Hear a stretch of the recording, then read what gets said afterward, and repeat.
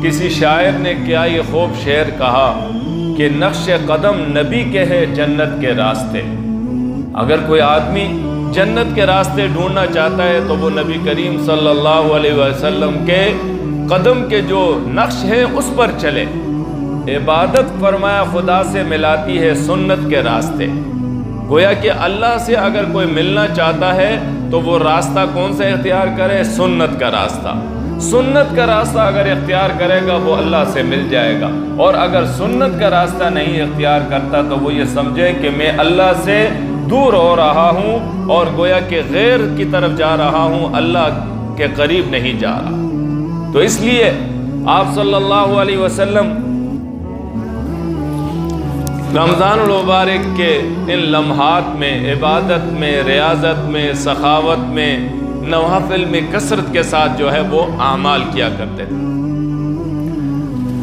حدیث میں فرمایا کان رسول اللہ صلی اللہ علیہ وسلم اذا دخل رمضان، جب رمضان کا مہینہ داخل ہو جاتا تو تغیر لون، حضور کا رنگ مبارک جو ہے وہ تبدیل ہو جاتا۔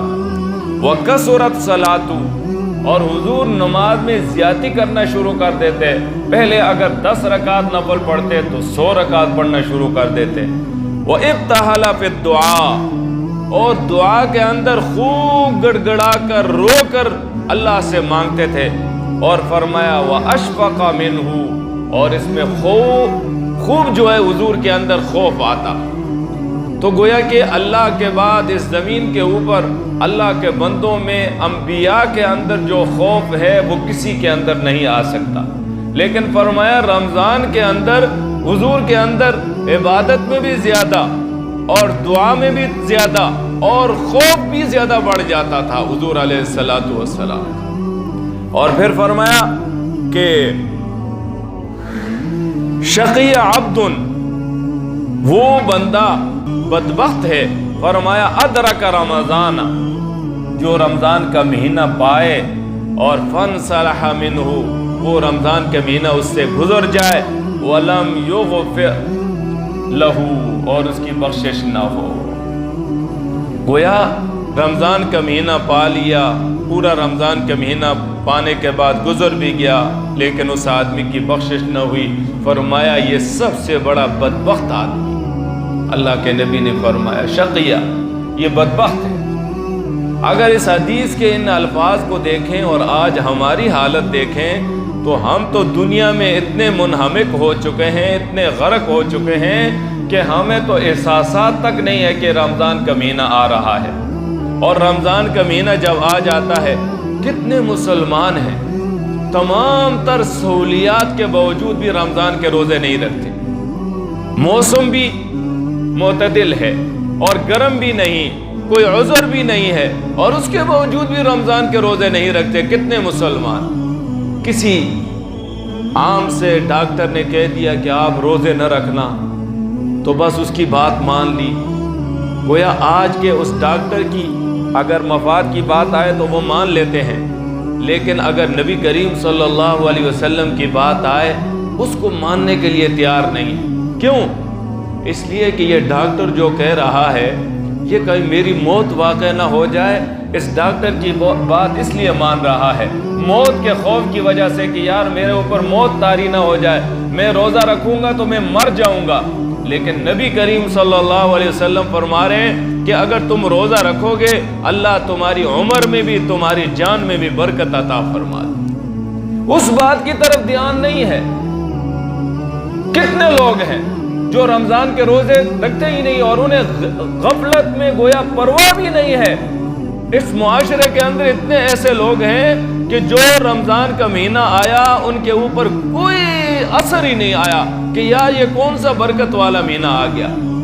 اللہ کریم نے فرمایا شہر رمضان الذی انزل فیہ القرآن ھدی للناس وبینات من الھدی والفرقان فمن شہد منکم الشہر فلیصم، فرمایا جو تم میں سے اس مہینے کو پائے اس کو چاہیے کہ وہ روزہ رکھے۔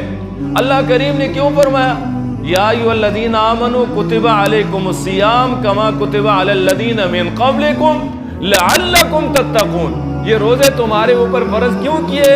تاکہ تمہارے اندر تقوی آ جائے۔ اب تقوی آ جائے، پتہ یہ چلا 11 مہینوں میں ہمارے اندر سے تقوی نکل چکا تھا، ہم اللہ سے دور ہو چکے تھے۔ اللہ کریم فرما رہے ہیں میرے بندو، ان 11 مہینوں میں اگر تم مجھ سے دور ہو گئے ہو تو اس ایک مہینے میں میری طرف آ جاؤ، میرے قریب آ جاؤ، میرا خوف اپنے دلوں کے اندر رکھ لو، میری طرف آؤ گے تم متقی بن جاؤ گے، تمہارے اندر تقوی آ جائے گا۔ جب تمہارے اندر تقوی آئے گا تو آئندہ جو رمضان تک جو مہینے ہوں گے ان میں تمہارے اندر تقوی کے آثار ہوں گے، اور اگر تم نہیں آؤ گے تو تقوی سے کورے رہو گے، اور جب تقوی سے جو ہے کورے رہو گے تو تمہاری زندگی کے اندر کوئی اثر نہیں آئے۔ اس لیے اللہ تبارک و تعالی نے یہ روزے اور یہ رمضان کا ایک مہینہ اس امت مسلمہ پر فرض قرار دیا تاکہ یہ متقی بن جائے۔ اب دیکھیں، عبادت تو ساری ہیں، ایک آدمی اپنے بچوں کی دیکھ بھال کرتا ہے، ایک آدمی کھانا کھاتا ہے سنت کے مطابق، وہ بھی عبادت ہے، اپنے بیوی کا خیال کرتا ہے وہ بھی عبادت ہے، اپنے بچوں سے ہنس مکھ کر جو ہے پیش آتا ہے وہ بھی عبادت ہے، اور یہ نماز بھی عبادت ہے، رمضان کے روزے بھی عبادت ہیں، اور حج بھی عبادت ہے، زکوٰۃ ادا کرنا بھی عبادت ہے۔ لیکن ان عبادتوں میں فرق ہے، ان عبادتوں میں فرق ہے۔ نماز، روزہ، زکوٰۃ، حج، یہ عبادت ایسی ہیں جو بغیر واسطے کے ہیں، ان میں کوئی واسطہ نہیں ہے۔ اور سنت کے مطابق کھانا کھانا، سنت کے مطابق سونا، اپنے بچوں کی دیکھ بھال کرنا، اپنی بیوی کی دیکھ بھال کرنا، یہ بالواسطہ ہے کہ اللہ کریم فرما رہے ہیں کہ تم اپنے بچوں کی دیکھ بھال کرو گے تو میں تمہیں اس پر بھی ثواب دوں گا۔ تم کھانا کھاؤ گے اپنے مقصد کے لیے، میں پھر بھی ثواب دوں گا۔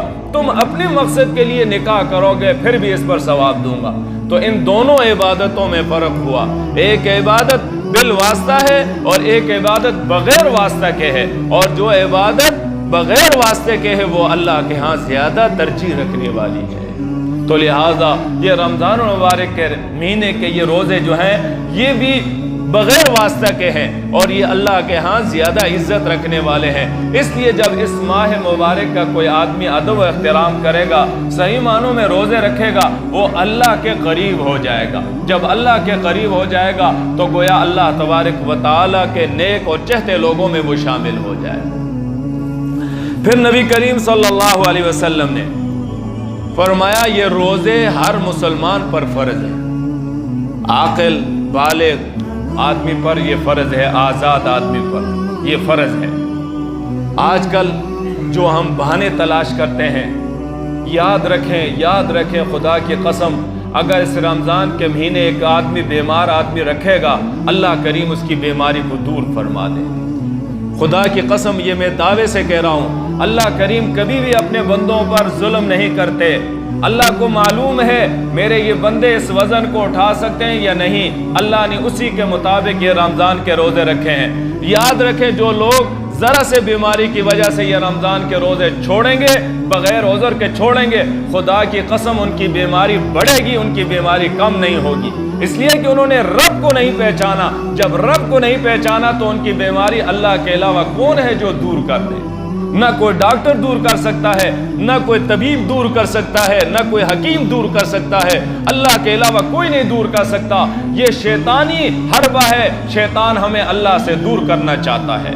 اس لیے میرے مسلمان بھائیوں، اپنے معاشرے میں، اپنے جو ہے گویا کہ خاندان میں، اپنے گھروں میں یہ سلسلہ چلاؤ کہ جو سب سے زیادہ بیمار ہے وہ بھی کوشش کرے روزہ رکھے، اور یہ تجربہ کر کے دیکھ لے کہ اگر روزہ رکھے گا اس کے بیماری کے اندر کتنا فاقہ آئے گا، اللہ کریم نے اس کے اندر کتنی برکات اور انوارات رکھی ہیں اگر وہ روزہ رکھے گا۔ اور اگر پہلے سے شیطان نے اس کو ڈگمگا دیا کہ تو روزہ رکھے گا تو اور کمزور ہو جائے گا، تیری بیماری بڑھ جائے گی، یقین جانیے اس کی بیماری بڑھتی جائے گی اور اس کی بیماری دور نہیں ہوگی۔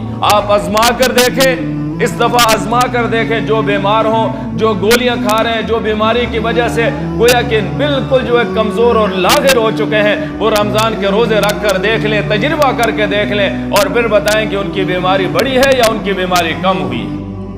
آج کے یہ حکیم آج کے یہ ڈاکٹر یہ اسلام سے گویا کہ واقف نہیں ہے، انہیں معلوم نہیں ہے کہ اسلام کا کیا حکم ہے، کہ کس حکم پر ان کو جو ہے بتایا جائے کہ روزے نہ رکھو۔ بس ذرا سے بیماری ہوئی، ذرا سے کہا بھائی تو کھڑے ہو کر نماز نہ پڑھنا، ورنہ تو تیرے پاؤں ہی کام نہیں کریں گے، تیری ٹانگیں ہی نہیں کام کریں گی۔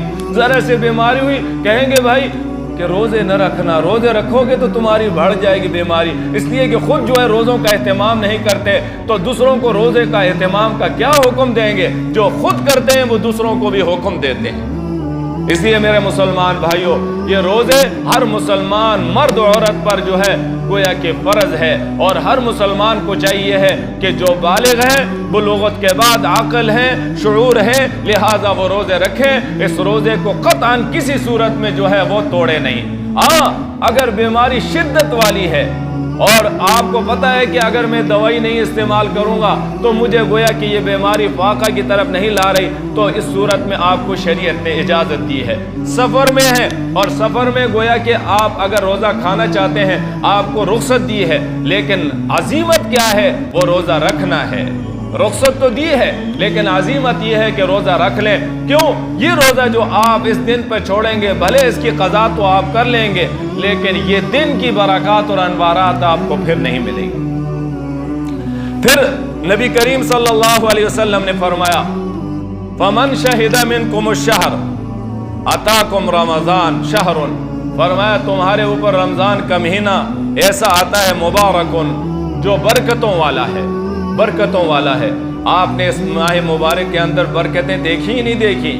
کھانے کے اندر برکت، عمر کے اندر برکت، ہر چیز کے اندر اللہ کریم اس ماہ مبارک میں غریب سے غریب آدمی ہے وہ بھی برکتیں دیکھتا ہے۔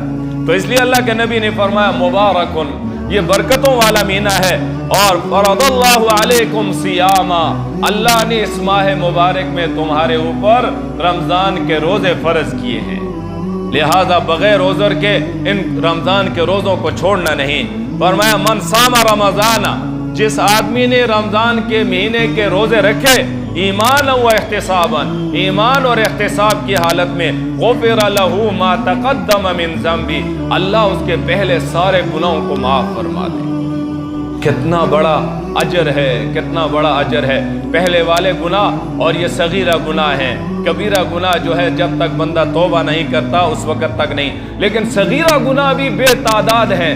ہم صبح سے جب اٹھتے ہیں ہمارے ہاتھوں کے گناہ، ہماری آنکھوں کے گناہ، ہمارے کانوں کے گناہ، ہم ہر عضو کے جو ہے وہ گناہ ہو رہے ہیں۔ اگر ہم ان کو گننا چاہیں ہم ان کی گنتی نہیں کر سکتے، اتنے بے تعداد گناہ ہیں۔ اللہ کریم اس ماہ مبارک کی وجہ سے یہ گناہ معاف فرما دیتے۔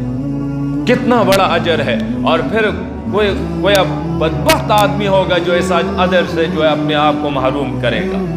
خدا کی قسم میں کہتا ہوں، ایک آدمی اگر چارپائی پہ لیٹا ہوا ہے وہ بھی کوشش کرے کہ یہ رمضان کی یہ برکتیں جو ہے ضرور حاصل کرے اور اس سے اپنے آپ کو محروم نہ کرے۔ جائے کہ ایک آدمی چلتے پھرتے گپ شپ لگا رہا ہے، فضولیات میں اپنا وقت صرف کر رہا ہے اور وہ روزے نہیں رکھ رہا، یہ کتنا بڑا ظلم ہے میرے مسلمان بھائیوں۔ ہم رمضان کے ایک مہینے کی قدر نہیں کر سکتے، اپنے اس نفس پر جو ہے کنٹرول نہیں کر سکتے، اس نفس کا مجاہدہ نہیں کر سکتے، اور پھر کہتے ہیں ہمارے اوپر حالات جو ہے وہ خراب ہیں۔ جب ایک مہینہ اللہ نے ہمیں دیا ہے کہ اپنے نفس پر کنٹرول کرو اور اپنے نفس کی قربانی دو، ہم اس کی قربانی نہیں دے سکتے۔ کتنے مسلمان ہیں معاشرے کے اندر؟ پہلے تو یہ ہوتا تھا کہ کوئی کافر ہوتا تو وہ بھی مسلمانوں کے سامنے روزہ نہیں جو ہے کھاتا نہیں تھا رمضان میں، اس لیے وہ کہتا بھائی یہ رمضان ہے، یہ مسلمانوں کے روزے ہیں، لہٰذا ان کے سامنے کھانا پینا یہ صحیح نہیں۔ آج تو کافر کو چھوڑیں، مسلمان اتنا جو اس کے اندر سے غیرت جا چکی ہے کہ وہ مسلمانوں کے سامنے جو ہے کھا پی رہا ہے۔ ہوٹل کھولے ہوئے ہیں، بازاروں میں جا کر سر عام جو ہے وہ بوتل ہاتھ میں لیا ہوا ہے اور گویا کہ پی رہا ہے، پانی بھی پی رہا ہے اور بوتل بھی پی رہا ہے، اور گویا کہ ہر چیز جو بھی میسر ہے وہ کھا رہا ہے، اور اس کو اتنا احساس بھی نہیں ہے کہ یہ رمضان کا مہینہ ہے، میں ایمان والا ہوں، میں نبی پر ایمان لایا ہوں، میں اپنے آپ کو مسلمان کہنے والا ہوں، اور مجھے کیا کرنا چاہیے اور میں کیا کر رہا ہوں۔ مسلمانوں، بیداری کی ضرورت ہے۔ اللہ کو ہمارے اس رمضان کے روزوں کی ضرورت نہیں، اللہ کو ان نمازوں کی ضرورت نہیں، اللہ کو اس زکوٰۃ کی ضرورت نہیں، اللہ کو اس حج کی ضرورت نہیں ہے۔ یہ ہمیں اپنی ضرورت ہے کہ ہم جتنا اس پر عمل کریں گے ہم اللہ کے قریب ہو جائیں گے، اللہ کا قرب ہمیں حاصل ہو جائے گا، اور یہ دنیا کی 2 دن کی